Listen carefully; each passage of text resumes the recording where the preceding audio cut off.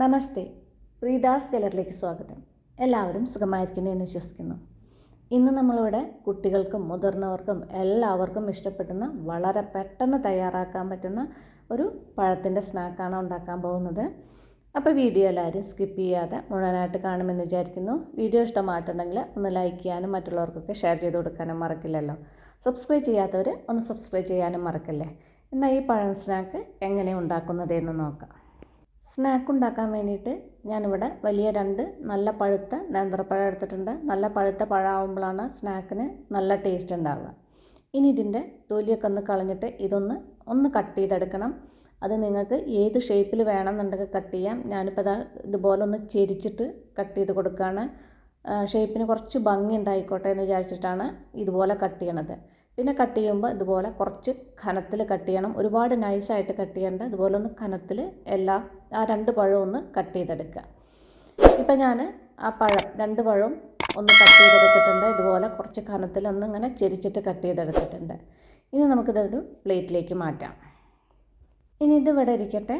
ഒരു ചെറിയൊരു ബൗൾ എടുത്തിട്ട് അതിലേക്ക് ഒരു മുട്ട പൊട്ടിച്ചൊഴിക്കുക. പിന്നെ ഒരു ടേബിൾ സ്പൂൺ പഞ്ചസാരയും കൂടി ഇട്ടിട്ട് നന്നായിട്ടൊന്ന് ബീറ്റ് ചെയ്തെടുക്കുക. മധുരം വേണ്ട എന്നുള്ളവർക്ക് പഞ്ചസാര സ്കിപ്പ് ചെയ്യാം. പഴത്തിന് അത്യാവശ്യം മധുരം ഉണ്ടാവുമല്ലോ. ഇനി വെജിറ്റേറിയൻസിനാണെങ്കിൽ മുട്ടയ്ക്ക് പകരം കോൺഫ്ലോർ കുറച്ച് വെള്ളത്തിൽ കലക്കിയെടുത്താലും മതി. പിന്നെ ഒരു പ്ലേറ്റിൽ കുറച്ച് മൈദയും കുറച്ച് കോൺഫ്ലേക്സും ഞാൻ പൊടിച്ചെടുത്തിട്ടുണ്ട്. ഗ്ലാസ്സൊക്കെ വെച്ചിട്ടൊന്ന് പൊടിച്ചെടുത്താൽ മതി, അല്ലെങ്കിൽ കൈ കൊണ്ട് പൊടിച്ചെടുത്താൽ മതി. മിക്സിയിലാവുമ്പോൾ വല്ലാതെ നൈസ് ആവുള്ളൂ. കോൺഫ്ലോറിന് പകരം വേണമെങ്കിൽ ബ്രെഡ് ക്രംസും യൂസ് ചെയ്യാം. ഇനി സ്നാക്ക് ഉണ്ടാക്കാം. അതിന് വേണ്ടിയിട്ട് ഒരു പാൻ വെച്ചിട്ട് അതിലേക്ക് ഞാനൊരു 2 ടേബിൾ സ്പൂൺ വെളിച്ചെണ്ണയാണ് ഇട്ട് കൊടുക്കുന്നത്. നിങ്ങൾക്ക് വേണമെന്നുണ്ടെങ്കിൽ സൺഫ്ലവർ ഓയിൽ വേണമെങ്കിൽ അതും യൂസ് ചെയ്യാം. പിന്നെ മുട്ട കുറവാണ് തോന്നിയപ്പോൾ ഞാൻ ഒരു മുട്ടയും കൂടി പൊട്ടിച്ചിട്ട് നന്നായിട്ടൊന്ന് ബീറ്റ് ചെയ്തെടുത്തിട്ടുണ്ട്. ഇനി നമ്മുടെ കട്ട് ചെയ്ത് വെച്ച പഴം ഉണ്ടല്ലോ, ആ പഴം മൈദയിൽ ഇതുപോലെ നന്നായിട്ടൊന്ന് പൊതിഞ്ഞെടുക്കുക. അതിന് ശേഷം നമ്മൾ മുട്ട അടിച്ചു വെച്ചിട്ടുണ്ടല്ലോ, അടിച്ചു വെച്ച മുട്ടയിൽ ഇതുപോലെ നന്നായിട്ടൊന്ന് മുക്കിയെടുക്കുക. ഇനിയിപ്പോൾ നിങ്ങൾ മുട്ടയ്ക്ക് പകരം കോൺഫ്ലോർ കലക്കിയതാണെങ്കിൽ ആ കോൺഫ്ലോറിൻ്റെ വെള്ളത്തിൽ മുക്കിയെടുക്കുക. അതിന് ശേഷം നമ്മളിപ്പോൾ ഈ പൊടിച്ചു വെച്ച കോൺഫ്ലേക്സ് ഉണ്ടല്ലോ, അതിൽ നന്നായിട്ടൊന്ന് പൊതിഞ്ഞെടുക്കുക. ഇതുപോലെ മുകളിലേക്ക് ഇങ്ങനെ ഇട്ട് കൊടുത്താൽ മതി. ഇനിയിപ്പോൾ നിങ്ങൾ കോൺഫ്ലേക്സിന് പകരം ബ്രെഡ് ക്രംസാണ് യൂസ് ചെയ്യണമെന്ന് വെച്ചാൽ ബ്രെഡ് ക്രംസിൽ ഇതുപോലെ പൊതിഞ്ഞെടുക്കുക. ഇനി നമുക്ക് നമ്മുടെ എണ്ണ ഉണ്ടല്ലോ, എണ്ണ ഇപ്പോൾ നന്നായിട്ട് ചൂടായിട്ടുണ്ട്, ഇതിലേക്കൊന്ന് വെച്ച് കൊടുക്കാം.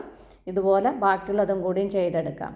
ഇനിയിപ്പോൾ നിങ്ങൾക്ക് ഇതുപോലെ ഇങ്ങനെ റെഡിയാക്കിയിട്ട് ഒരു പ്ലേറ്റിൽ റെഡിയാക്കി വെച്ചതിന് ശേഷം എണ്ണ ചെറുതായിട്ട് ചൂടായിട്ട് ഇതിലേക്ക് ഇട്ട് കൊടുത്താലും മതി. അല്ലെങ്കിൽ സ്റ്റൗവിൻ്റെ ഫ്ലെയിം നല്ലോണം താഴ്ത്തി വെക്കണം, അല്ലെങ്കിൽ നമ്മൾ ഇടുമ്പോഴേക്കും മറ്റേത് കരിഞ്ഞു പോവുള്ളൂ. സ്റ്റൗവിൻ്റെ ഫ്ലെയിം ഒരു മീഡിയം ഫ്ലെയിമിൽ വെച്ചിട്ട് ഇത് ഫ്രൈ ചെയ്തെടുക്കാൻ പാടുള്ളൂ. ഒരുപാട് എണ്ണ ഒഴിച്ചിട്ടില്ല. പിന്നെ എണ്ണ ഒഴിച്ചിട്ടുണ്ടെങ്കിലും നമ്മുടെ ഈ കോൺഫ്ലേക്സിൻ്റെ ആ കളറൊക്കെ നന്നായിട്ട് പെട്ടെന്ന് കരിഞ്ഞു പോവുള്ളൂ. അപ്പോൾ മീഡിയം ഫ്ലെയിമിൽ വെച്ചിട്ട് ഇതുപോലെ ഒന്ന് ഫ്രൈ ചെയ്തെടുക്കുക. ഒരു സൈഡായി തോന്നുന്നു, അപ്പോൾ ഞാൻ മറ്റേ സൈഡും കൂടി ആവാൻ വേണ്ടിയിട്ട് ഇതെല്ലാം ഒന്ന് തിരിച്ചിട്ട് കൊടുക്കുന്നുണ്ട്. ഒരുപാട് നേരിട്ട് ഫ്രൈ ചെയ്യേണ്ടെന്ന് ആവശ്യമില്ല, കുറച്ച് നേരം മതി. നമ്മൾ ആ മുട്ടയിൽ മുക്കിയിട്ട് അതിൻ്റെ ഒന്ന് കളറ് മാറി വരുന്നത് വരെ ഒന്ന് ഫ്രൈ ചെയ്തെടുത്താൽ മതി. 2 സൈഡും ആവശ്യത്തിന് ഫ്രൈ ആയിട്ടുണ്ട്.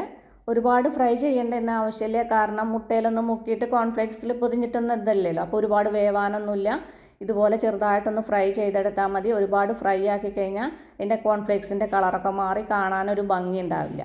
ഇനി നമുക്കിതൊരു പ്ലേറ്റിലേക്ക് കോരി മാറ്റാം. ഇതുപോലെ ബാക്കിയുള്ളതും കൂടി ഒന്ന് ഫ്രൈ ചെയ്തെടുക്കാം. ഇത് കോൺഫ്ലേക്സിൽ മുക്കിയിട്ട് ഫ്രൈ ചെയ്തെടുത്തതാണ്, പൊതിഞ്ഞിട്ട് ഫ്രൈ ചെയ്തെടുത്താണ്. ഇത് ബ്രെഡ് ക്രംസിൽ പൊതിഞ്ഞിട്ട് ഫ്രൈ ചെയ്തെടുത്താണ്. രണ്ടും കാണാൻ കുറച്ച് വ്യത്യാസമുണ്ട്. കോൺഫ്ലേക്സിൽ മുക്കി ഫ്രൈ ചെയ്തെടുത്തത് കാണാൻ കുറച്ച് കൂടി ഭംഗിയുണ്ട്, പക്ഷേ ടേസ്റ്റിനൊന്നും യാതൊരു പ്രശ്നവുമില്ല, നല്ല ടേസ്റ്റാണ്. ഇനി നമുക്കിതൊരു സെർവിങ് പ്ലേറ്റിലേക്ക് വയ്ക്കാം. പുറമെ നല്ല ക്രിസ്പിയാണ്, ഉള്ളിൽ നല്ല സോഫ്റ്റും മധുരമൊക്കെ ആയിട്ട് നല്ല ടേസ്റ്റാണ്. എല്ലാവർക്കും ഇത് ഇഷ്ടപ്പെടും. എല്ലാവരും ഒന്ന് ട്രൈ ചെയ്ത് നോക്കൂ. ട്രൈ ചെയ്ത് നോക്കിയിട്ട് ഫീഡ്ബാക്കൊക്കെ എന്നെ അറിയിക്കാൻ മറക്കല്ലേ.